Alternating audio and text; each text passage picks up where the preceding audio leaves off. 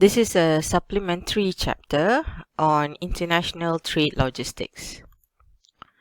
So we have 4 learning outcomes. The first one is to understand the role of international trade logistics and the necessity for compliance with country regulations. The second one, we're going to look at the elements of international trade logistics. Third, the facilitators of international trade logistics. And lastly, to understand about the role of governments in international trade logistics. So, on globalization and world trade, a level of variation is introduced into supply chain as they become longer. So lead times can become too long for people to respond rationally when unexpected changes occur in demand patterns. Additionally, there are complexities and risks in global supply chains, which can increase costs and affect the cash flow position of brand companies. So more working capital is required to fund increased inventories to cover the longer order cycles and their uncertainties.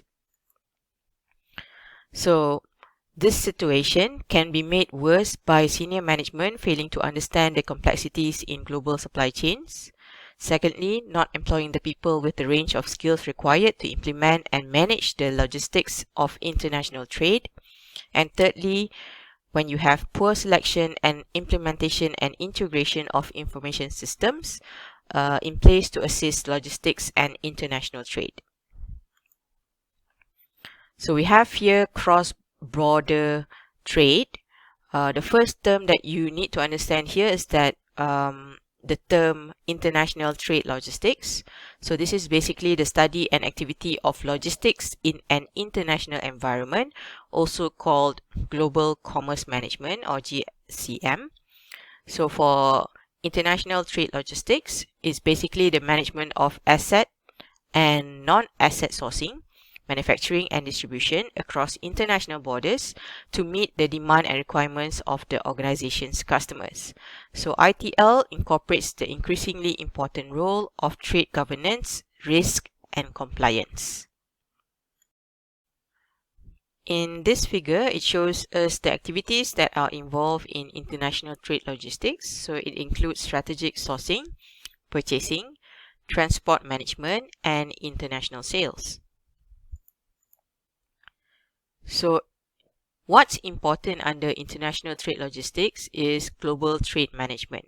So this defines the nature and flow of documentation, whether it's electronic or physical, in the international trade logistics environment. So global trade management is basically managing the global transaction life cycle across order, logistics, and settlement activities to significantly improve operating efficiencies and cash flows. So there are two main terms under global trade management here. We have procure to pay, which covers inbound supply chain, and quote to cash, which is for outbound supply chain. So there are complexities in international trade logistics. So this occurs because an enterprise does not have only one supply chain, but would have multiple supply chains operating as a network that can resemble a spider's web. And every step of buying and selling in a global setting has distance, whether it is distance in terms of physical distance or cultural distance. So the longer the distance, the less control the company can be exercised in the supply chain. So we have here in figure 2 talking about a supply network and global trade management. So there are many activities involved when you have a global supply chain. The next part is on international trade developments. So international trade, basically we export goods and services to a foreign-based buyer. So this provides a nation with commodities which it lacks in exchange for those that it produces in abundance. So this is linked with other economic policies and it tends to improve a nation's standard of living. So the reason why organizations or nations trade is because of this theory of comparative advantage. where countries should concentrate their efforts on providing goods that have a comparative advantage over other countries and import those goods where a comparative advantage does not exist. So there are two basic reasons why a lot of companies keep doing businesses globally. The first reason is because of liberalization of trade, which firstly enables the company to have reduction in tariffs paid on imported goods, and secondly, we have elimination of import quotas on products. The other reason why companies go global is that we have business drivers. Number one, it increases sales volume to cover their fixed costs. The second reason is that there is a rise of outsourcing, offshoring, and nearshoring as a means of companies to reduce their manufacturing costs. So they are allowing other suppliers to manufacture for them so that they can enjoy lower cost production. And thirdly, IT applications and technologies, which are available in most countries, which helps with coordination efforts. In terms of global trade volumes, the global import and export merchandise was valued at nearly $12 trillion in 2008 by the World Trade Organization, and the projections are that the trade will grow more than $70 trillion in 2025.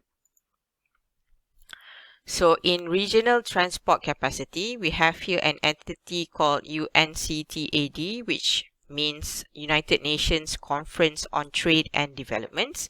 They estimated that merchant ships contribute about $380 billion in freight income within the global economy, which is equivalent to 5% of total world trade. Asian ports now handle about 50% of the world's container volume, and between 2000 and 2007, the value of world trade grew by 12%, but total freight costs increased by about half this figure, so it demonstrates the falling unit cost of transport. So in 2009, the top 10 container shipping companies controlled more than 58% of the total containers in circulation.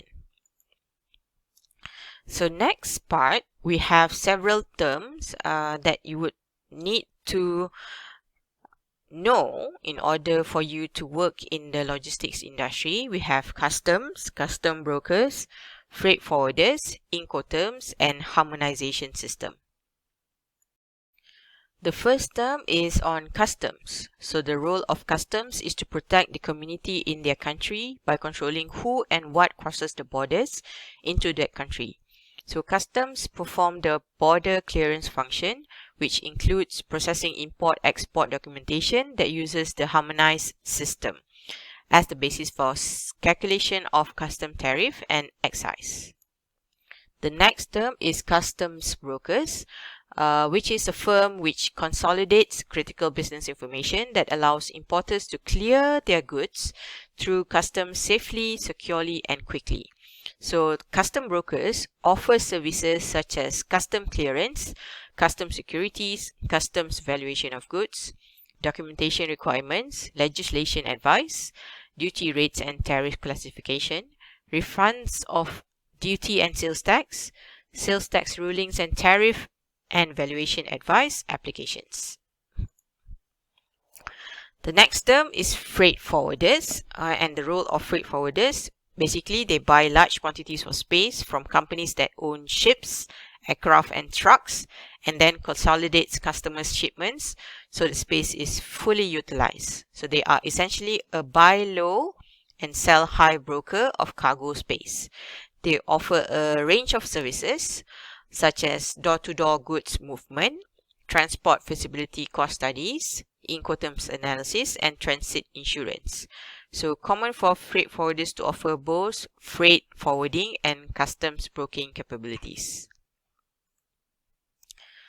On Incoterms, Incoterms are internationally accepted trading terms that defines the transfer of transactional costs, risks, and responsibilities between buyer and seller. Here we have several terms which are used in maritime and inland waterway transport.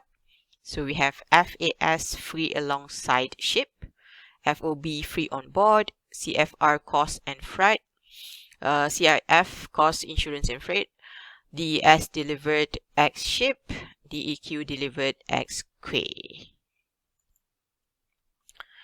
And the next one, we have harmonization system.